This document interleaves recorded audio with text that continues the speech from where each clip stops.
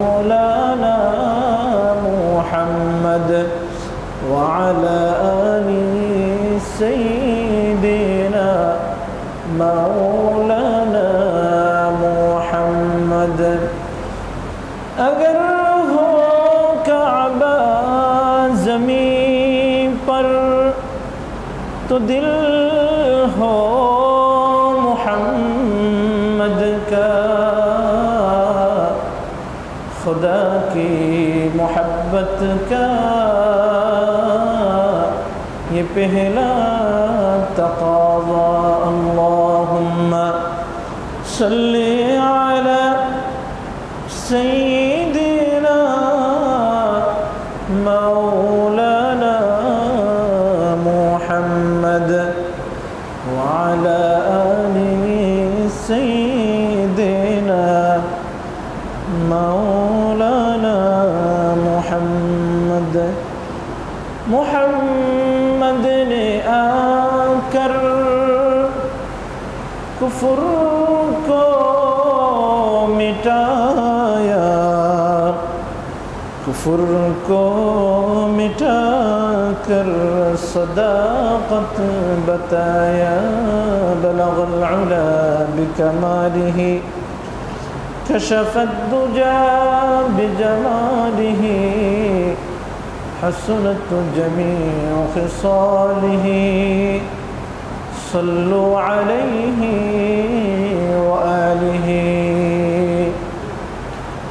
मुअज़्ज़ज़ मुहतरम सम्मानित मुसल्लियाने किराम, আল্লাহ রব্বুল ইজ্জত ওয়াল জালালের দরবারে অসংখ্য শুকরিয়া ও সুজুদ।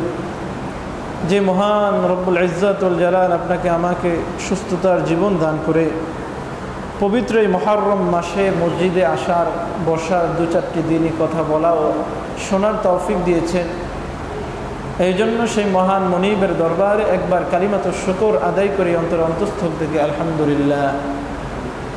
আল্লাহ সুবহানাহু ওয়া তাআলা আমাদেরকে সুস্থ রেখেছেন, হায়াতে তাইয়্যিবা নসিব করিয়েছেন। এই জন্য আমরা আজকের এই পবিত্র এই দিনে পবিত্র নামাজের উদ্দেশ্যে মসজিদে আসার তৌফিক প্রাপ্ত হয়েছে। এটাও আল্লাহ সুবহানাহু ওয়া তাআলার পক্ষ থেকে অগণিত নেয়ামতসমূহের মধ্য থেকে একটি নেয়ামত। আল্লাহ সুবহানাহু ওয়া তাআলা আমাদেরকে অসংখ্য নেয়ামত দান করেছেন। এমন নেয়ামত দান করেছেন যে আমরা আমাদের জন্মগ্রহণ থেকে শুরু করে মৃত্যু পর্যন্ত প্রতিটি কদমে কদমে আল্লাহ তাআলা নেয়ামত প্রাপ্ত হই। আমাদের জীবনে এমন কোনো শ্বাস প্রশ্বাস বাকি নেই যেখানে আল্লাহ তাআলা নেয়ামত থেকে শূন্য। প্রতিটি শ্বাস প্রশ্বাসে প্রতিটি কদমে কদমে আল্লাহ সুবহানাহু ওয়া তাআলার পক্ষ থেকে আমরা নেয়ামত প্রাপ্ত হই। এই জন্য আল্লাহ সুবহানাহু ওয়া তাআলা পবিত্র কোরআনে আমাদেরকে জানিয়েছেন যে ওয়া ইন তাউদ্দু নি'মাতাল্লাহি লা তুহসুহা, যে যদি তোমরা আল্লাহর নিয়ামতকে গণনা করো তাহলে তোমরা সেটা গণনা করে শেষ করতে পারবা না।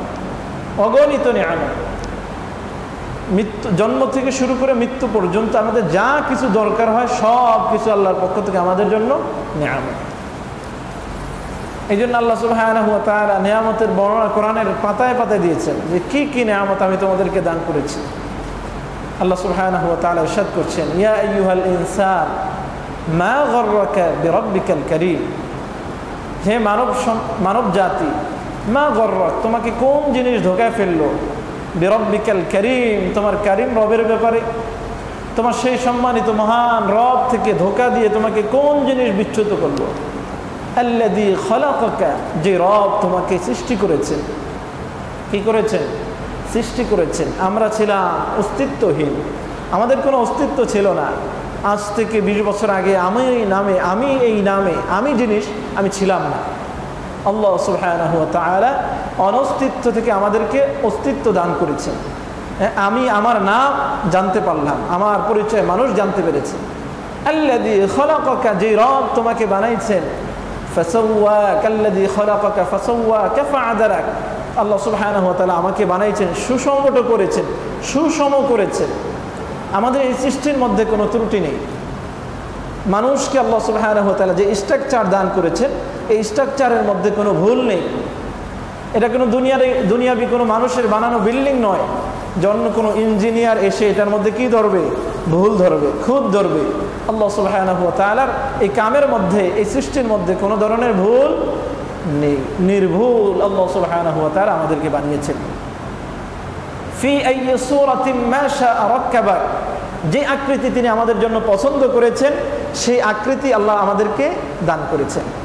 আমার জন্য কালো এই আকৃতি আল্লাহ পছন্দ করেছেন, তো আল্লাহ আমাকে কালো রূপ দান করেছেন।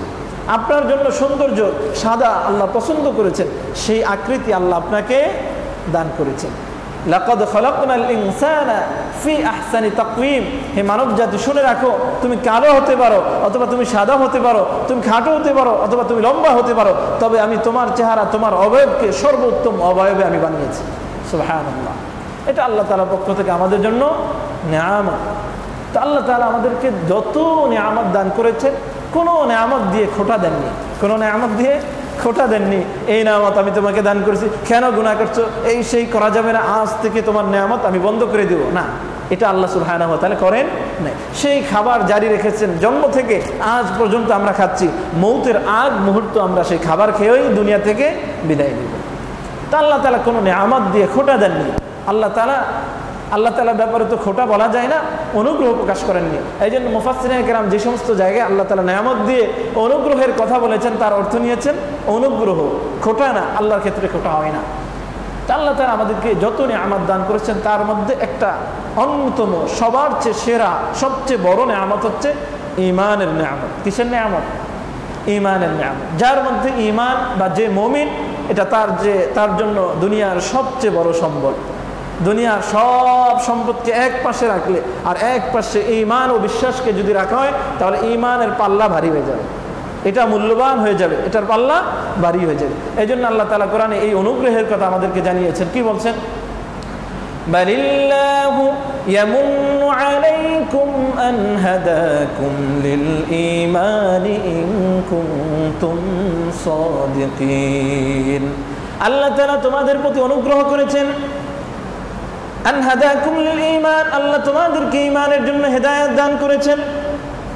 আমাকে অমুসলিম বানান নাই, আমাকে হিন্দু বানান নাই, আমাকে খ্রিস্টান বানান নাই, অথবা আমাকে এমন কোনো জাতির অন্তর্ভুক্ত করেন নাই যারা আল্লাহকে অস্বীকার করে, এরকম কোনো জাতির অন্তর্ভুক্ত আমাকে বানান নাই। আমাকে সবার থেকে বাছাই করে করে মুমিনদের অন্তর্ভুক্ত আল্লাহ তাআলা করে দিয়েছেন। এই জন্য আল্লাহ বলছেন আন হাদাকুম লিল ঈমান, তোমাদের প্রতি আল্লাহ অনুগ্রহ করেছেন এই জন্য যে আল্লাহ তোমাদেরকে ঈমানের মতো দৌলত দান করেছেন। ঈমানের দৌলত এটা ছোট কোনো নিয়ামত না, অনেক বড় নিয়ামত। কোনো ব্যক্তি যদি মুসলিম হয়, কাফের হয়, আর কাল কিয়ামতের ময়দানে সে যখন আল্লাহর কাছে দণ্ডায়মান হবে, আল্লাহ তাআলা তাকে যখন জিজ্ঞেস করবে যে আমি তোমাকে তো অনেক কিছু দিয়েছি, তো তোমার ঈমান কোথায়? তো ঈমান সম্পর্কে প্রশ্ন করা হবে, সে ঈমান দেখাতে পারবে না। তো দুনিয়াতে তার অত বড় সম্পদ থাকা সত্ত্বেও, বিশাল ধনী হওয়া সত্ত্বেও, অনেক বড় সম্পদশালী হওয়া সত্ত্বেও ঈমান না থাকার কারণে কাল কিয়ামতের ময়দানে সে কোথায় যাবে? জান্নাতে? না না, সে বরং জাহান্নামে যাবে, কারণ তার ঈমান নেই। আরেকটি নিয়ামতের কথা আল্লাহ তাআলা অনুগ্রহ আকারে আমাদের জন্য বর্ণনা করেছেন কোরআনের আরেক জায়গায়। কি বলেছেন? যে আল্লাহ তাআলা তোমাদের প্রতি অনুগ্রহ করেছেন রাসূলকে দিয়ে। কি দিয়ে? রাসূলকে দিয়ে। নবী তোমাদের জন্য, শেষ নবী জনাবে মুহাম্মদুর রাসূলুল্লাহকে তোমাদের জন্য রসুল হিসাবে প্রেরণ করে তোমাদেরকে তার উম্মত বানিয়ে তোমাদের প্রতি আমি অনুগ্রহ করেছি। কি করেছি? অনুগ্রহ করেছি। আল্লাহ সুবহানাহু ওয়া তাআলা বলতেছেন লাকাদ মান্নাল্লাহু আলাল মুমিনিনা ইয বা'আসা ফীহিম রাসূলাম মিন আনফুসিহিম ইয়াতলু আলাইহিম আয়াতিহি ويزكيهم ويعلمهم الكتاب والحكمة। আল্লাহ তাআলা তোমাদের প্রতি অনুগ্রহ করেছেন যে আল্লাহ তোমাদের জন্য একজন রাসূলকে প্রেরণ করেছেন, জনাবে মুহাম্মদুর রাসূলুল্লাহকে তোমাদের জন্য নবী হিসাবে আমি পাঠাইলাম। তার কাজ হচ্ছে ইয়াতলু আলাইহিম আয়াতিহি, তিনি তোমাদের কাছে এসে আমার কিতাবকে তেলাওয়াত করে করে শোনাইবেন, কোরআন পড়ে পড়ে শোনাইবেন। এটা রাসূলের 1 নম্বর দায়িত্ব ছিল। 2 নম্বর দায়িত্ব হচ্ছে ওয়াইযাক্কিহিম, রাসূল তোমাদের আত্মকে পরিশুদ্ধ করবেন, তোমাদের তাজকিয়াতুন নফস করবেন, এটা রাসূলের দ্বিতীয় দায়িত্ব। 3 নম্বর হচ্ছে ওয়াইউআল্লিমুহুমুল কিতাব, যেই কিতাব আমি তোমাদের জন্য দান করলাম সেই কিতাবের ইলমগুলো খুলে খুলে বিধি বিধানগুলো তোমাদের কাছে বর্ণনা করবেন। ওয়াইউআল্লিমুহুমুল কিতাব ওয়াল হিকমা, সুন্নাত শিখাইবেন। এই 4 দায়িত্ব দিয়ে আমি নবী আকরাম সাল্লাল্লাহু আলাইহি ওয়াসাল্লামকে তোমাদের জন্য প্রেরণ করলাম। আর নবী তোমাদের জন্য হওয়া, মুহাম্মদুর রাসূলুল্লাহ তোমাদের জন্য হওয়া, আর মুহাম্মদুর রাসূলুল্লাহর উম্মত হতে পারা, এটা তোমাদের জন্য অনেক বড় নিয়ামত। এটা অনেক বড় কি নিয়ামত। যারা মুহাম্মদুর রাসূলুল্লাহর উম্মত হবে তাদের মতো সৌভাগ্যবান আর কোনো জাতি হতে পারে না। পৃথিবীর ইতিহাসে যত নবী আসছে সবচেয়ে সুন্দর, সবচেয়ে উত্তম, সবচেয়ে সেরা নবীর নাম কি? জনাবে মুহাম্মদুর রাসূলুল্লাহ। আর পৃথিবীর মানুষদের মধ্যে একটা রিপোর্ট করা হয় সবচেয়ে উত্তম মানুষ, সবচেয়ে সেরা মানুষ, সেরা জাতি, সেরা উম্মত, এক উম্মতের নাম আসবে, তারা হচ্ছে উম্মতে মুহাম্মাদি। ঠিক কিনা? এই উম্মতে মুহাম্মাদি। এই জন্য আল্লাহ তাআলা বলছেন কুনতুম খায়রা উম্মাতিন উখরিজাত লিন-নাসি তা'মুরুনা বিল মা'রুফি ওয়া তানহাউনা 'আনিল মুনকারি ওয়া তু'মিনুনা বিল্লাহ। তোমরা হচ্ছে সেরা জাতি। কুনতুম খায়রা উম্মাহ, কি জাতি? সেরা জাতি। উখরিজাত লিন-নাস, তোমাদেরকে মানুষের উপকারের জন্য বের করা হয়েছে। তা'মুরুনা বিল মা'রুফ, তোমরা সৎ কাজের আদেশ করবে। ওয়া তানহাউনা আনিল মুনকার, মানুষকে অসৎ পথ থেকে তোমরা বাধা প্রদান করবে। এটা উম্মতে মুহাম্মাদির বৈশিষ্ট্য হওয়ার কারণ। তাহলে উম্মতে মুহাম্মাদি পুরা পৃথিবীর মানুষদের মধ্যে রিপোর্ট অনুযায়ী, আল্লাহ তাআলার রিপোর্ট অনুযায়ী সেরা উম্মত। তো আল্লাহ তাআলা বলছেন আমি তোমাদেরকে এই নবীর উম্মত বানিয়ে তোমাদের প্রতি কি করলাম? অনুগ্রহ করলাম। এটা আমাদের জন্য অত্যন্ত বড় একটা নিয়ামত। তো পুরা পৃথিবীর মধ্য থেকে আল্লাহ সুবহানাহু ওয়া তাআলা পুরা পৃথিবীর মানুষদেরকে থেকে বাছাই করে আল্লাহ তাআলা নবীদেরকে বানাইছেন। হ্যাঁ, হযরত আদম থেকে শুরু করে একবারে শেষ মানুষ পর্যন্ত আল্লাহ তাআলা একটা বাছুরি দিয়েছে। সেই বাছুরির মধ্য থেকে যারা সেরা, ভালো, সর্বোত্তম, তাদেরকে আল্লাহ তাআলা কি বানাইছেন? নবী বানাইছেন। মতো যদি ঈমান আনয়ন করতে পারে তাহলে ফাকাদ ইহতাদাও, তারা হেদায়েত প্রাপ্ত হয়ে যাবে, তারা সফল কাম হবে, তাদের মূল্যায়ন আল্লাহ তাআলার কাছে থাকবে, তারা আল্লাহর কাছে দামি হয়ে যাবে। ওয়া ইন তাওয়াল্লাউ ফাইন্নামা হুম ফি শিকাক, আর যদি তারা তোমাদের থেকে দূরে চলে যায়, অর্থাৎ তোমাদের ঈমানের মতো যদি ঈমান না আনে, তাহলে ফাকাদ ফাইন্নামা হুম ফি শিকাক, তাহলে তারা তোমাদের থেকে অনেক দূরে চলে গেল। সাহাবায়ে কেরামের মতো তখন আমরা হতে পারবো না। তার মানে আমরা যদি আল্লাহ তাআলার কাছে সফল কাম হতে চাই তাহলে আমাদের ঈমানটা কাদের মতো করতে হবে? সাহাবায়ে কেরামের মতো। সাহাবায়ে কেরামের মতো। দুনিয়ার কোনো নেতা খেতা, আমাদের সমাজের কোনো নেতা খেতার ঈমানের মাপকাঠি দেয় নাই। ঈমানের মাপকাঠি কাদেরকে দিছে? সাহাবায়ে কেরামদেরকে। এই জন্য সাহাবায়ে কেরাম যদিও নবী না, সাহাবায়ে কেরাম যদিও নবী না, কিন্তু সাহাবায়ে কেরামকে দিয়ে আল্লাহ তাআলা নবীদের মতো কাজ দিয়েছেন। সুবহানাল্লাহ। সাহাবায়ে কেরাম নবী না হওয়া সত্ত্বেও নবীদেরকে যেই কাজ আল্লাহ তাআলা দিয়েছেন সেই একই কাজ সাহাবায়ে কেরামের মাধ্যমে আল্লাহ তাআলা নিয়েছেন। যেমনিভাবে নবীদেরকে পুরা পৃথিবীর মানুষদের থেকে বাছাই করে নবী বানাইছেন, পুরা পৃথিবীর উম্মতদের থেকে বাছাই করে সাহাবায়ে কেরামকে বানাইছেন। এই জন্য সাহাবী হওয়া অনেক বড় একটা ফজিলত, অনেক বড় ফজিলত। আর এক তো ঈমান, ঈমানের নিয়ামত তো অনেক বড়। ঈমানের সাথে যদি সাহাবিয়ত থাকে, সাহাবিয়ত মানে ঈমানের সাথে যদি কেউ রাসূলকে দেখে সে কি হয়ে যায়? সাহাবী হয়ে যায়। সে কি হয়ে যায়? সাহাবী হয়ে যায়। আর সাহাবী হতে পারলে তার ফজিলতের কোনো অভাব নেই। এই জন্য মক্কার অনেক মানুষ আল্লাহ রাসূলকে দেখছেন কিন্তু সাহাবী হতে পারেন, সাহাবী হতে পারেন। আল্লাহ তাআলা কোরআনে বলছে ওয়া তারাহুম ইয়ানজুরুনা ইলাইকা ওয়া হুম লা ইউবসিরুন, হে নবী আপনাকে অনেক মানুষ দেখে, আপনাকে অনেক মানুষ চর্মচক্ষু দিয়ে দেখে, ওয়া হুম লা ইউবসিরুন, কিন্তু তারা আপনাকে অন্তর্দৃষ্টিতে দেখতে পারে না, অন্তর্দৃষ্টি দিয়ে দেখতে পারে না। তার মানে ঈমানের দৃষ্টিতে আপনাকে তারা দেখে না। এই জন্য আল্লাহ তাআলা বলেন খাতামাল্লাহু আলা কুলুবিহিম ওয়া আলা সামঈহিম ওয়া আলা আবসারিহিম গিশাওয়াতু ওয়া লাহুম আযাবুন আযীম, যে আল্লাহ তাআলা কাফেরদের অন্তরের মধ্যে কি মারছে? মোহর মারছে। তাদের চক্ষুর মধ্যে মোহর মারছে, তাদের দৃষ্টির মধ্যে মোহর মারছে, শ্রবণ শক্তির মধ্যে মোহর মারছে, এমন মোহর মারা মেরেছে এই জন্য ঈমান আর সেই অন্তরের মধ্যে ঢুকতে পারে।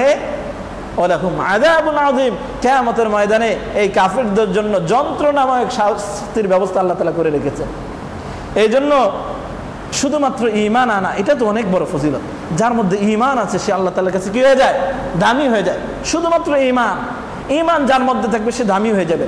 আর ঈমান যদি না আনতে পারি, সে দুনিয়ার যত বড় ব্যক্তি হোক না কেন, সম্পদশালী হোক না কেন, ধনাত্মবান ব্যক্তি হোক না কেন, ক্ষমতাবান ব্যক্তি হোক না কেন, সব কিছু তার বৃথা যাবে, কোনো কিছু তার কাজে আসবে না। এই জন্য ঈমান আনতে হবে। ঈমান আনছে তো নবীর ছেলে সম্মানিত, ঈমান আনে নাই তো নবীর ছেলে অসম্মানিত, নবীর ছেলে দামহীন, আপনারা সকলে জানেন হযরত নূহ আলাইহিস সালাতু ওয়াস সালামের সন্তানের নাম ছিল কেনান। ঈমান এনেছিল, ঈমান আনতে পারেনি। তো নবী এরকম ঈমানওয়ালা নবী একজন, তার ছেলে কি কেনান ঈমান আনে না, এই জন্য আজকে আমরা তাকে অন্যভাবে উপস্থাপন করি। হ্যাঁ, তার সম্মান আজকে আমাদের কাছে নেই, কারণ সে ঈমান আনে নাই, আল্লাহর কাছে তার কোনো সম্মান নেই। এমনিভাবে নবী ছেলে, কিন্তু পিতা ঈমান আনে নাই, তো ছেলে নবী হওয়া সত্ত্বেও ওই পিতার কোনো দাম আল্লাহর কাছে নাই। হযরত ইব্রাহিম নবীর পিতার নাম ছিল আজর। আজর ছিলেন অগ্নি পূজক, মূর্তি পূজক, সে ঈমান আনে নাই, তার দাম আল্লাহ তাআলার কাছে নাই। ছেলে অথচ কি নবী, ছেলে নবী কিন্তু পিতা ঈমানবিহীন, গায়রে মুমিন, সে ঈমান আনে না, আল্লাহকে বিশ্বাস করে না, এই জন্য আল্লাহর কাছে তার কোনো দাম নাই। এমনিভাবে নবী আত্মীয় স্বজন, হ্যাঁ, আমার যদি কোনো আত্মীয় স্বজন নবী হয় তো আমি তার আত্মীয় স্বজন, তো নবী আত্মীয় স্বজন, আমি যদি ঈমান আনি আমি দামি হব, আর যদি আমি ঈমান না আনি তাহলে নবী আমার আত্মীয় হওয়া সত্ত্বেও আমি আল্লাহর কাছে দামি হতে পারবো না। আমরা জানি হযরত নবী আকরাম সাল্লাল্লাহু আলাইহি ওয়াসাল্লামের এক আত্মীয় চাচা ছিলেন আবু লাহাব। কি ছিলেন? আবু লাহাব, চাচা। আবু লাহাব ঈমান আনে নাই, কিন্তু সে দামি হতে পারে না।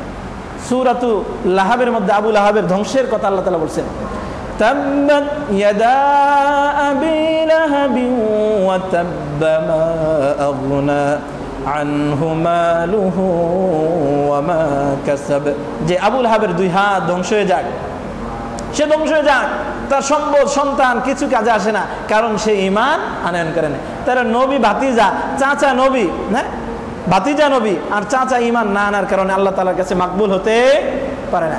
ঠিক তেমনিভাবে আপনি বড় কোনো ব্যক্তির লালন পালনে বড় হয়েছেন, অনেক বড় ব্যক্তির, নবীর সাথে চলাফেরা করছেন, ফেরেশতাদের সাথে চলাফেরা করছেন, কিন্তু আপনার মধ্যে যদি ঈমান না থাকে আপনিও আল্লাহর কাছে দামি হতে পারবেন না। আমরা সকলে সামিরের ঘটনা জানি। বনি ইসরায়েলের একটা লোক ছিল সামিরি নামে। কি নামে? সামিরি। তার আরেকটা নাম ছিল মুসা। আরেকটা নাম ছিল কি? মুসা। সামিরের আরেক নাম ছিল মুসা। আমরা সকলে এই ঘটনা জানি যে এই সামিরি ছিল জারজ সন্তান। তার কোনো পিতা ছিল না, তার মা অন্যায়ভাবে কারোর সাথে কারোর থেকে সন্তান নিয়েছে, তার থেকে সন্তান হয়েছে। যখন প্রসবের সময় এসেছে, পাহাড়ের উপর এসে তার মা তাকে এরকম প্রসব করে সেখান থেকে পালিয়ে চলে এসেছে লজ্জায়। সমাজের যেই মানুষের যে কথাবার্তা, সমাজের মানুষের সাথে চলাফেরা করা যাবে না, সেখান থেকে সে চলে আসছে সন্তানকে একা ফেলে। তো দুনিয়ার মানুষ একে অপরকে ছাড়তে পারে, হ্যাঁ, মা সন্তানকে ছাড়তে পারে, পিতা ছেলেকে ছাড়তে পারে, কিন্তু খালেক তার মাখলুককে তো ছাড়তে পারে না। খালেক তার মাখলুককে ফেলে যেতে পারে না। তো পাহাড়ের উপর সামিরি তার মা তাকে এখানে রেখে চলে গেছে, কিন্তু আল্লাহ তার আরশে আজিম থেকে তার লালন পালনের জিম্মাদার ফেরেশতা হযরত জিবরিল আমিনকে বানিয়ে দিয়েছে। তো জিবরিল আমিন তাকে লালন পালন করে বড় করছে। হাদিসে এসেছে জিবরিল আমিন প্রত্যেক দিন এসে তাকে দুধ পান করাতো। কোত্থেকে দুধ আসতো? জিবরিল আমিন তার আঙ্গুলটা ওই সামিরের মুখের মধ্যে দিত, সঙ্গে সঙ্গে এরকম টপকে টপকে দুধ পড়তো তার মুখের মধ্যে। সুবহানাল্লাহ। তো এইভাবে সে লালন পালন হয়ে বড় হয়েছে। সামিরি একদিন দেখতে পেল যে জিবরিল আমিন যে উটে করে আসছে, যে ঘোড়ায় করে আসছে, এই ঘোড়ার পা যেখানে পড়ে সেখানে যদি সাদা মাটি থাকে অথবা মরা মাটি থাকে, মরা জমিন থাকে, সেই জমিনটা এরকম তাজা হয়ে যায়। মরা ঘাস থাকলে তাজা হয়ে যায়। সে লক্ষ্য করলো যে নিশ্চয় এখানে কি আছে? জীবন শক্তি আছে। সে খুব বুদ্ধিমান ছিল, খুব চালাক চতুর ছিল। সেখান থেকে কিছু মাটি সে সংরক্ষণ করলো, সংরক্ষণ রাখছে, এটা তার ব্যক্তিগত, সে সংরক্ষণ রাখছে। আল্লাহ তাআলা যখন হযরত মুসা আলাইহিস সালাতু ওয়াত তাসলিমকে যখন মিশর থেকে হিজরত করে বাইতুল মাকদাসে যাওয়ার জন্য আদেশ করলেন, আপনারা সকলেই জানি 6 থেকে 7 লক্ষ বনি ইসরায়েলকে নিয়ে আল্লাহর নবী হযরত মুসা আলাইহিস সালাতু ওয়াত সালাম মিশর থেকে কোথায় হিজরত করেছিলেন? বাইতুল মুকাদ্দাসে। যদিও যেতে পারেননি, হিজরত করেছেন, মিশর থেকে পার হয়েছেন, লোহিত সাগর পার হয়েছেন। এই 6 লক্ষ মূলত বনি ইসরায়েল আগে ছিল না।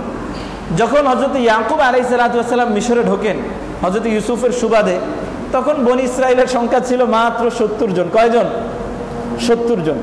নবী ইয়াকুব আলাইহিস সালাতু ওয়াত সালাম, তার আরো 11 সন্তান, এভাবে নাতি পুতি মিলিয়ে মোট 70 জনকে নিয়ে বনি ইসরায়েল মিশরে ঢুকছিল।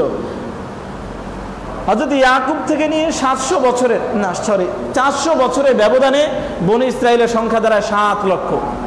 এই 7 লক্ষ বনি ইসরায়েলকে নিয়ে হযরত মুসা আলাইহিস সালাতু ওয়াত সালাম লোহিত সাগর পার হন। লম্বা ঘটনা। লোহিত সাগর পার হওয়ার পর একটা স্থান দিয়ে যাওয়ার সময় বনি ইসরায়েল কিছু মানুষকে দেখলো যে তারা নিজেদের বানানো কিছু মূর্তির এরকম পূজা করছে, গরুর পূজা করছে, বাছুরের পূজা করছে। বনি ইসরায়েল একটা জাতি ছিল টেরা জাতি, তাদের মধ্যে কোনো শৃঙ্খলা ছিল না। নবীদেরকে মানার যে একটা যোগ্যতা এটা তাদের মধ্যে ছিল না। আল্লাহ তাআলাকে নাফরমানি করার যোগ্যতা ভরপুর তাদের মধ্যে ছিল। নবীকে বেইজ্জতি করা, অসম্মান করার এই যোগ্যতা তাদের মধ্যে ভরপুর ছিল। তো তারা দেখলো যে কিছু মানুষ তো কি করছে, এরকম মূর্তির পূজা করছে। তো ওই সামিরি সেই লোকটার মাথায় আসলো যে তাহলে আমাদের কিছু মূর্তি বানানো দরকার। একটা খারাপ বুদ্ধি, একটা খারাপ খায়েশ, আল্লাহর বিরুদ্ধচারণ করা, মূর্তি বানানোর একটা খারাপ খায়েশ তাদের অন্তরে জাগলো। তো তার আশেপাশে যে সমস্ত বনি ইসরায়েল ছিল তাদেরকে বললে, তোমাদের কাছে যে সমস্ত সোনা গহনা ছিল সেগুলো আমাদের কাছে জমা দাও। এটারও আরেকটা ইতিহাস আছে। বনি ইসরায়েল যেই দিন মিশর থেকে ব্যাক করবে বাইতুল মুকাদ্দাসের উদ্দেশ্যে, এর আগে বনি ইসরায়েলের মহিলারা, বনি ইসরায়েলের আরেকটা জাতি ছিল, মানে মিশরে আরেকটা জাতি ছিল বনি ইসরায়েলের বাইরে গিয়ে, সে জাতির নাম ছিল কিপ্তি জাতি।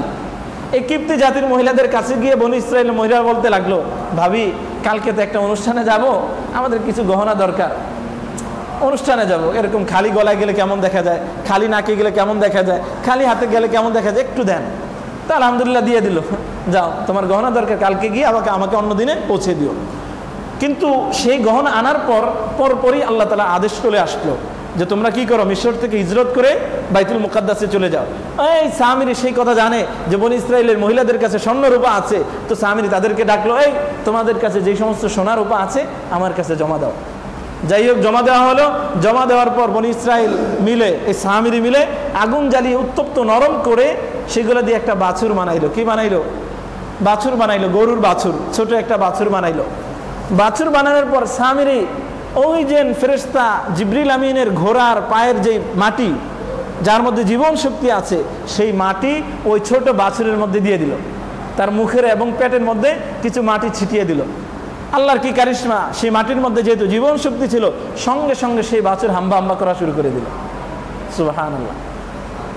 বনি ইসরাইল তো বললাম, এই তো পেয়ে গেছি, এই তো আমাদের জন্য খোদা যথেষ্ট, আমাদের নিজেদের বানানো খোদা। আরে মুসা কি কোন খোদার কথা বলছে না, সেটা কোনো খোদা না, এই যেন আমাদের হাতে বানানো গরু বাছুর হাম্বা হাম্বা শুরু করছে, তাকে মা বলে ডাকা শুরু করে দিল, আর তাকে খোদা বলে ডাকা শুরু করে দিল। এই বনি ইসরাইলের মধ্যে মূর্তি পূজা শুরু হয়ে গেল। তাহলে দেখেন, আল্লাহ নবী মুসা আলাইহিস সালাতু ওয়াস সালাম কোথায় গিয়েছিলেন? তুর পাহাড়ে কিতাব আনার জন্য। আল্লাহ তাআলা বলছেন, হে মুসা আসো, তোমাকে আমি নবুয়ত দান করব, কিতাব দান করবো, আসো। ঘোষণা ছিল যে 30 দিন আমি তোমাকে এখানে রাখবো, ইতিকাফ করবা তুর পাহাড়ে 30 দিন। এরপরে আরো 10 দিন বাড়ানো হয়েছে, মোট 40 দিন ইতিকাফ করে আল্লাহ তাআলা আল্লাহ নবী মুসাকে কিতাব দান করলেন। কিতাব নিয়ে এসে দেখে যায় রে বনি ইসরাইল তো সব মূর্তি পূজক হয়েছে, নাউজুবিল্লাহ। এদেরকে রেখে গেছে এক আল্লাহর উপর বিশ্বাসী হয়ে, এক আল্লাহর উপর ইবাদত করবে, এক আল্লাহর জন্য দাসত্ব করবে, আর এরা এখন মুসার অবর্তমানে কি হয়ে গেছে? মূর্তি পূজক হয়ে গেছে। যাই হোক, এই মুসা তখন আসার পরে এই অবস্থা দেখে যেই লোকটা এই মূর্তি পূজা বানানোর জন্য উদ্যোগী ছিল, এই সামিরির ব্যাপারে আল্লাহ তাআলা আসমান থেকে অর্ডার নাজিল করলেন যে সামিরিকে এমন শাস্তি দিছে, সামিরি অন্য কোনো মানুষের সাথে এরপর থেকে আর মিশতে পারে না। আল্লাহ তাআলা তাকে এই একটা শাস্তি দিছে, কারোর সাথে কথা বলতে পারতো না, মিশতে পারতো না, একটা শাস্তি তাকে দুনিয়াতে দিছে। এবং আল্লাহ তাআলা ঘোষণা করছে কাল কিয়ামতের ময়দানে তার জন্য জাহান্নাম চির অবধারিত। তাহলে দেখেন সামিরি কোথা থেকে বড় হয়ে এখানে আসলো। হযরত জিবরিল আমিন তাকে বড় বানাইলো, লালন পালন করলো, মা তাকে পালন করে মা তার থেকে দূরে চলে গেল, তার পিতার কোনো অস্তিত্ব নেই। আল্লাহ সুবহানাহু ওয়া তাআলা আরশে আজিম থেকে জিবরিলের মাধ্যমে তাকে লালন পালন করাইছে। কয় জিবরিলের মাধ্যমে লালন পালন হইলে লাভটা কি? তার মধ্যে তো ঈমান নাই, এই জন্য আল্লাহ তাআলা তাকে দুনিয়ায় এরকম তার জন্য জাহান্নাম বানাইছে, আখিরাতে তো তার জন্য জাহান্নাম অবধারিত। এই জন্য আমরা বলছিলাম যে যার মধ্যে ঈমান থাকবে সে দামি, যার মধ্যে ঈমান থাকবে সে সফল কাম। সে যত ছোট ব্যক্তি হোক না কেন, সে কালো হোক না কেন, সে কুৎসিত হোক না কেন, সে আল্লাহর কাছে দামি হয়ে যাবে। এর বিপরীত দেখেন হযরত মুসা কালিমুল্লাহ লালিত পালিত হয়েছেন কার কাছে বলেন? ফিরআউনের কাছে। মুসা কালিমুল্লাহ, আল্লাহর নবী মুসা বড় হয়েছেন কার কাছে? ফিরআউনের কাছে।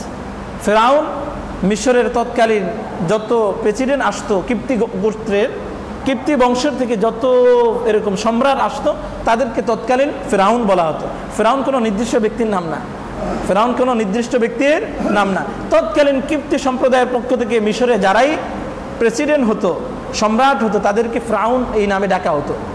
যাই হোক, এই ফিরআউনের নাম ছিল ওয়ালিদ ইবনে রাইয়ান, তার এই নাম ছিল। ফিরআউন তার নাম ছিল না। এই ফিরআউন একদিন স্বপ্ন দেখলো যে বাইতুল মুকাদ্দাস থেকে একটা আগুন এসে মিশরের যত কিপ্তি গোত্রের মানুষগুলার ঘর ছিল সব ঘরগুলা জ্বালিয়ে ভস্ম করে দিচ্ছে, আর বনি ইসরায়েলের যে সমস্ত ঘর ছিল সেগুলো অক্ষত থাকতেছে। এই স্বপ্ন দেখার পর তার মাথা নষ্ট হয়ে গেল।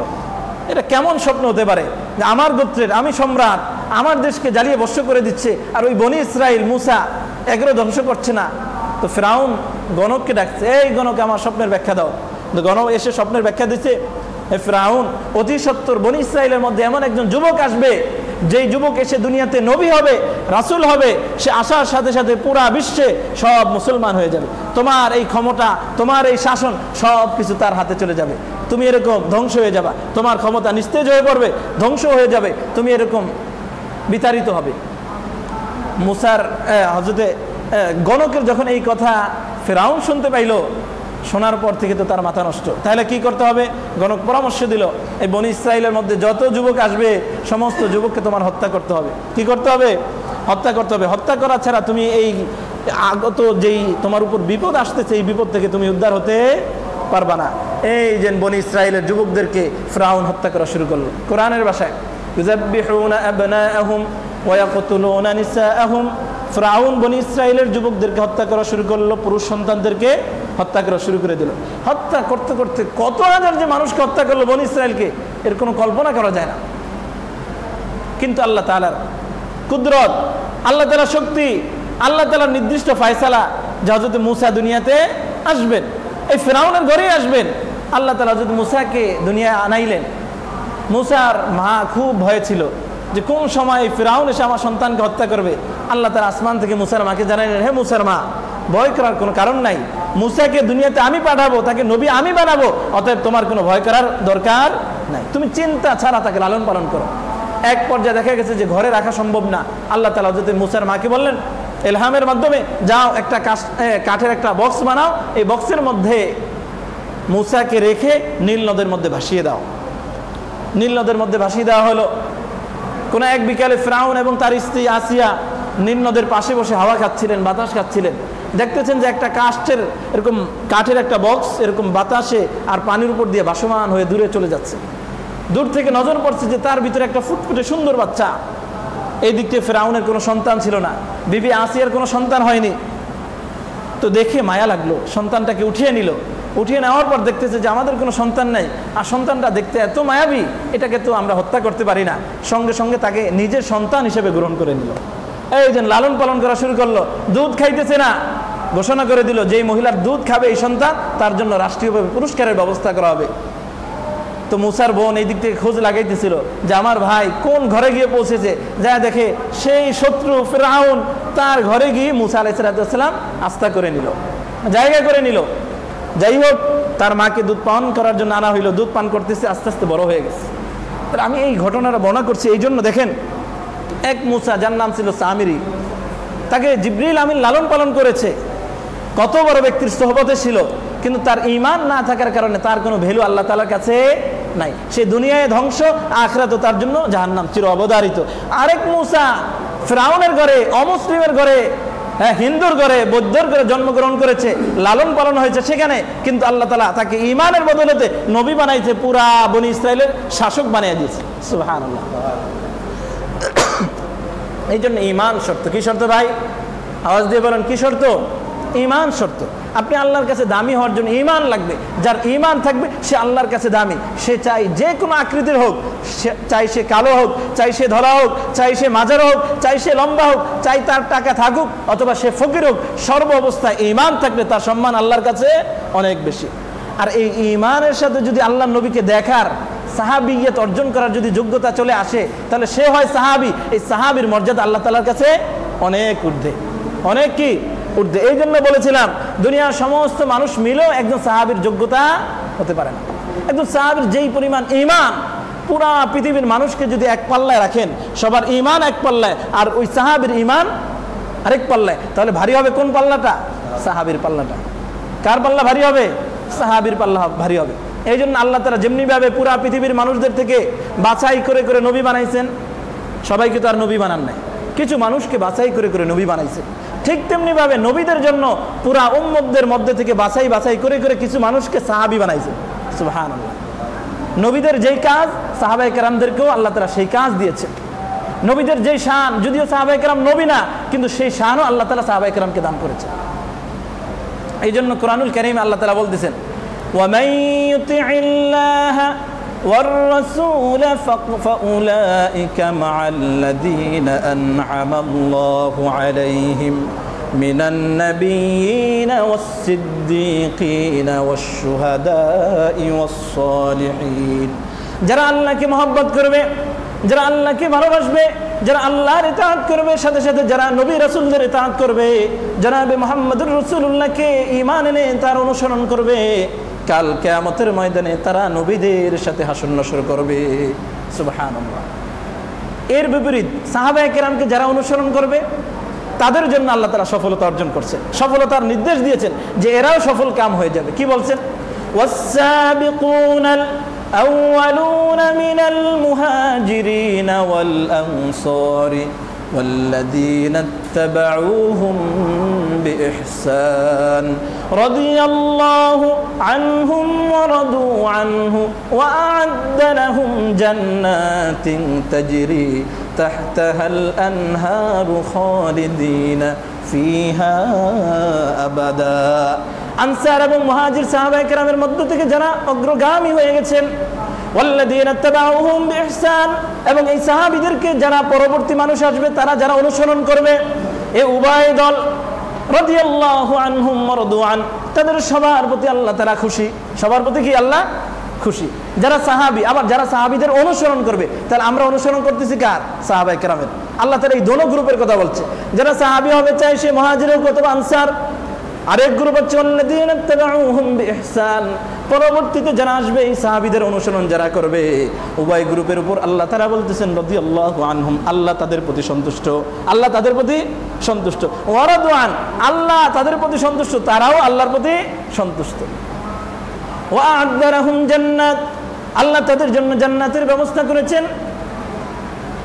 তাজরি তাহতাহাল আনহারু খালিদিনা ফিহা আবাদা, এমন জান্নাতের ব্যবস্থা আল্লাহ করেছেন যে জান্নাতের তলদেশ দিয়ে বিভিন্ন নহর প্রবাহিত হবে। খালিদিনা ফিহা আবাদা, যারা সাহাবীদের অনুসরণ করবে, অনুসরণ করে দুনিয়া থেকে যাবে, তাদের জন্য এমন জান্নাত দিবে যে জান্নাতের তলদেশ দিয়ে নহর প্রবাহিত হবে, এবং সেই জান্নাতে তারা চিরস্থায়ীভাবে থাকবে, সেখান থেকে তারা কোনোদিন বের হবে না।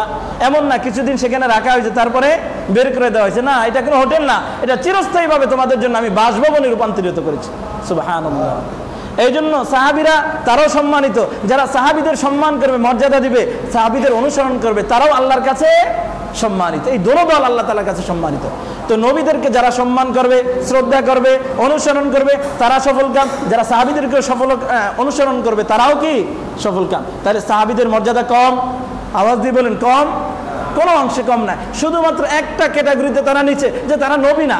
সমস্ত সাহাবায়ে কেরামকে মিলাইলেও একজন নবীর মর্যাদা কোনো সাহাবী পাবে না। কিন্তু নবীদের যেই কাজ সাহাবায়ে কেরামের মাধ্যমে সেই কাজ আল্লাহ তাআলা নিয়েছেন। এই জন্য সাহাবীদের সমালোচনা করা আমাদের জন্য জায়েজ হবে? আওয়াজ দিয়ে বলেন, সমালোচনা করা জায়েজ হবে?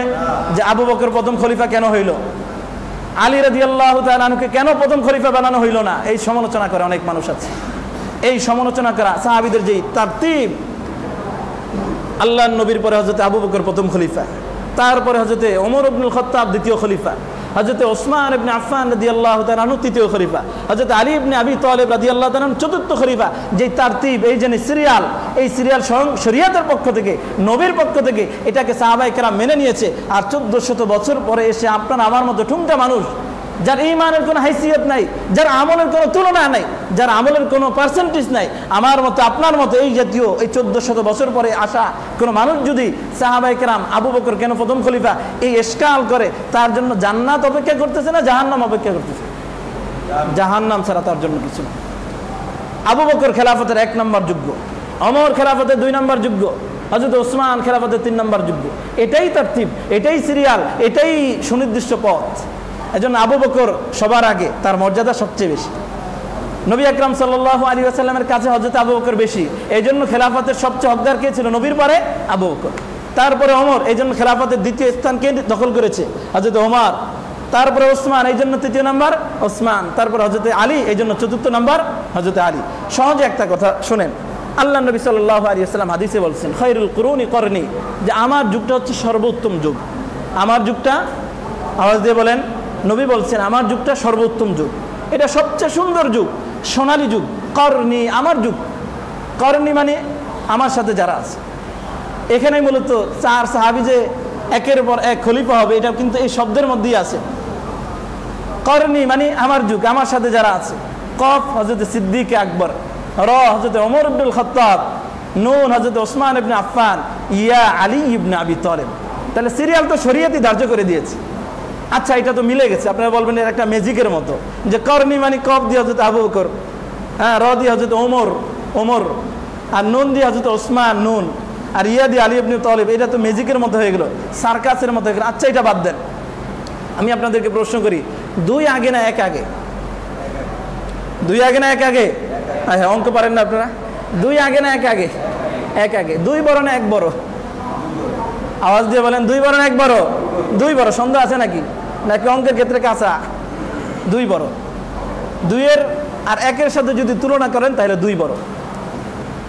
ছেলের মর্যাদা, শ্বশুরের মর্যাদা কার স্থানে বলেন তো? ছেলের মর্যাদার মতো, না ছেলের মর্যাদার উপরে শ্বশুরের মর্যাদা? আওয়াজ দিয়ে বলেন। শ্বশুরের মর্যাদা ছেলের মর্যাদার উপরে না? আর জামাইয়ের মর্যাদা কার মতো? ছেলের মতো না? আমরা দুনিয়ার হাইসিয়তে কথা বলছি। ছেলের মর্যাদা আর জামাইয়ের মর্যাদা পাশাপাশি। আর শ্বশুরের মর্যাদা উপরে না? বাপের মতো না? পিতার মতো না? তাহলে দেখেন, হযরত ওমর, হযরত আবু বকর, এরা ছিলেন রাসূলের জামা, শ্বশুর।